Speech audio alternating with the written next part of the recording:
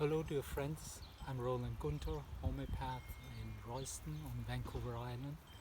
And today we're meeting here in our garden next to this wonderful rose bush. And yeah, so let's be a little bit with the roses and with the energy of roses. They are important in all cultures. Like all cultures revere roses in one way or the other as a symbol of beauty, as a symbol of love, and so on. And it's quite amazing when you look at literature or at poetry. Yeah, everywhere you have roses, and it's amazing. And yes, they are incredibly beautiful, and with a combination of just the aesthetic beauty and the fragrance, and they are stunning.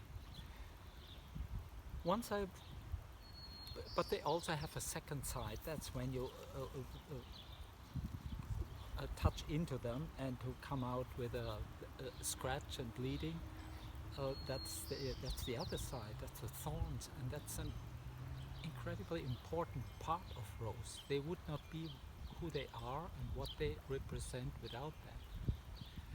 I once saw a native elder, and I saw the roses on his pipe bag stitched in beadwork on his pipe bag, and I asked him about the roses because I was surprised about that. And this is what he said. He said, in the center of the medicine wheel, there's the rose, because the rose holds the perfect balance of loving surrender represented in the flower and carrying a weapon represented in the thorns. The rose means I have the courage to stand up and to fight for what I love. And I thought that is interesting. And in a way, I like this balance. That love is not something fluffy and pastel colored, loving everything, but love means I love, I'm passionate for something, and I take a stand for it. And I think our Mother Earth needs that right now. There's another thing that came to mind to me, and I'm an old beekeeper.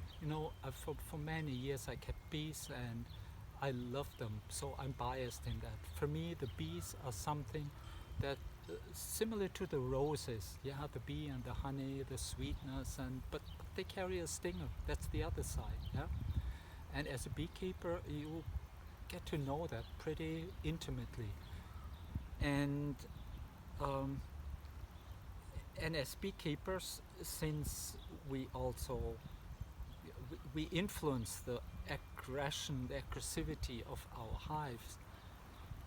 When there's an aggressive, as beekeepers, we want them to be peaceful. So when we work on them, we are not constantly getting attacked. But that has a downside. Then they now in modern days, bees have a lot of parasites and diseases.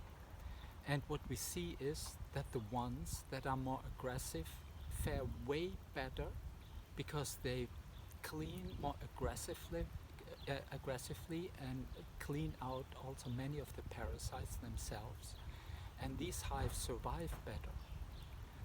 So the consequence of our beekeeping, making them more and more peaceful, is that we can work nicely with them, which one effect is that they are more susceptible to diseases and parasites, and they die easier.